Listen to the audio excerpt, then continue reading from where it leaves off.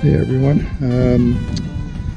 Well, you may notice that the background is very leafy and green, and if you're familiar with plant species, you'll know this is not something that would be found in Eastern Ontario. And again, no, I'm not still doing a third video that I just hadn't published for a year. In fact, we're back in Cuba. I did do a few videos over the summer, including one, I would have had two in France, and then at least one, maybe two in Sicily, along with a few local Ottawa videos. And they just never amounted to anything. So it's 1 year later from the last video where I talked in, because I did post, I think, two bird specific videos.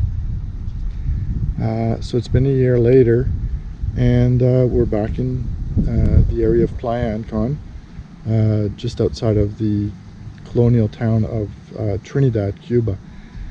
I've changed things a little bit since last year. In fact, my camera rig is a little bit more video centric.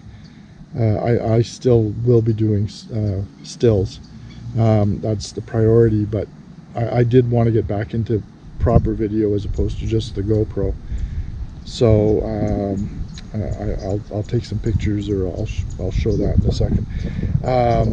It will just allow me to post more bird specific videos. Another change in equipment that I hope to do probably sometime before midsummer is moving up to the GoPro Hero 13, I think it is, that I can do wireless Bluetooth mics. You know, the 6 which I use, the black 6 which I use, is a good little camera, but I'm just using the onboard microphone, and I know it's not as good. So hopefully moving up to the 13 with the microphone, the sound will be better, and the image quality should be better as well. So that's going to be planned.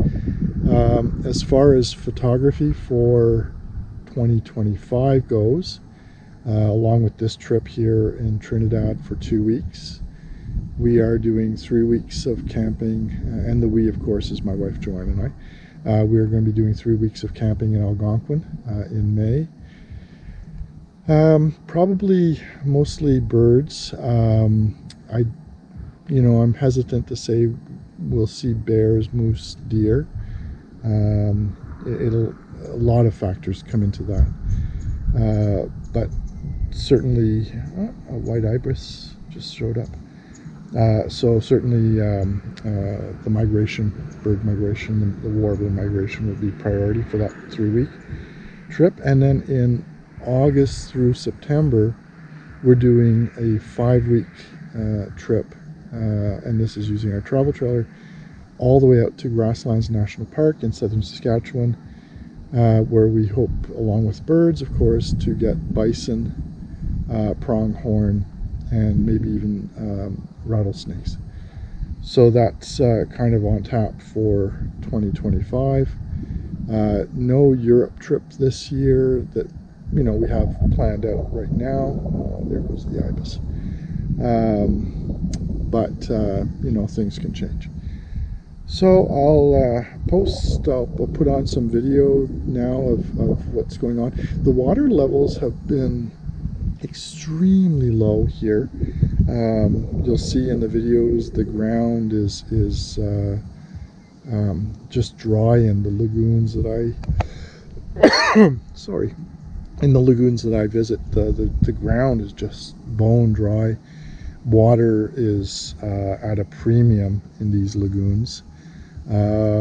So I haven't gotten the bird species I was hoping, primarily the American Aves. In this particular pond, which is near the hotel we stay at, there are killdeer. There's probably about 4 or 5 here on my left, or on your right. And then in front of me I've got the black-necked stilt. There's a dog. That Aves was just here, but he took off, or she took off.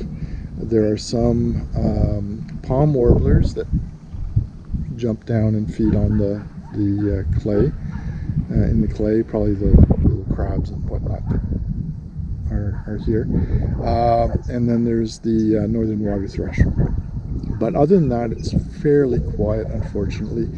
There's another pond, another lagoon over about 5 kilometers to the other direction of where we stay. There are flamingos there this year, which is, I've seen flamingos here in the Ancon on occasion over the years, generally, you know, in groups of 3 to 5. But this is a group of about 20 plus. So it's quite interesting that they're here. I did do an initial walkout and some photography, so hopefully I'll get back out there in the next week and a half we have remaining of this trip, and photograph or film the flamingos.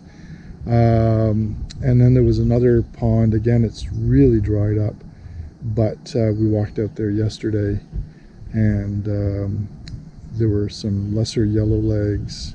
There was a green heron, and then there were some very small sandpipers.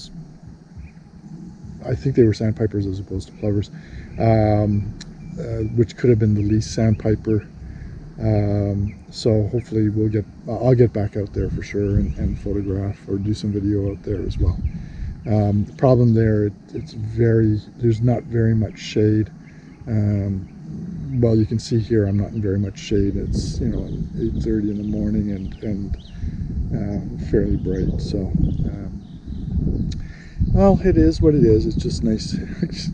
It's nice to be in plus 28 degree temperature and not have 12 feet of snow in your front yard.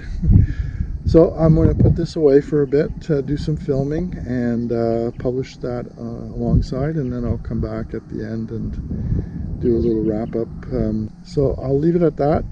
Thanks for joining, and I'll be back to you once we've shown some videos and the black-necked stilts have started moving out towards me, so I might be able to get some good shots here. So we'll do that. Okay, talk to you in a bit.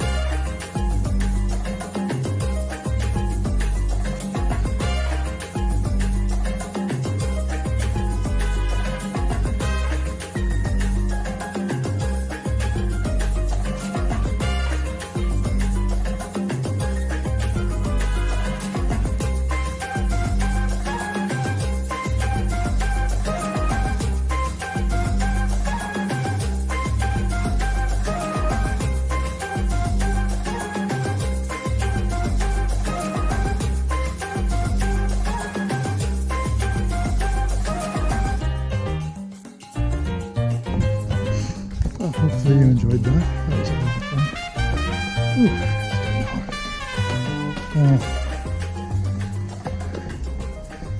Ooh, yeah, so there wasn't a whole lot there. You know, in the past, there would be significantly more variety of birds, and even in sheer just numbers, you'd get a lot more black-necked stilts, for example. But, you know, it's take what you can get, and that was pretty good. I was happy with that. So I am just rekindling my interest and my love and in videography, filmmaking.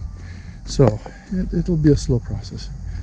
Anyway, we're going to get to where there's a lot of people generally, so I'll turn this off. But I want to thank you for watching this again from Trinidad, Cuba.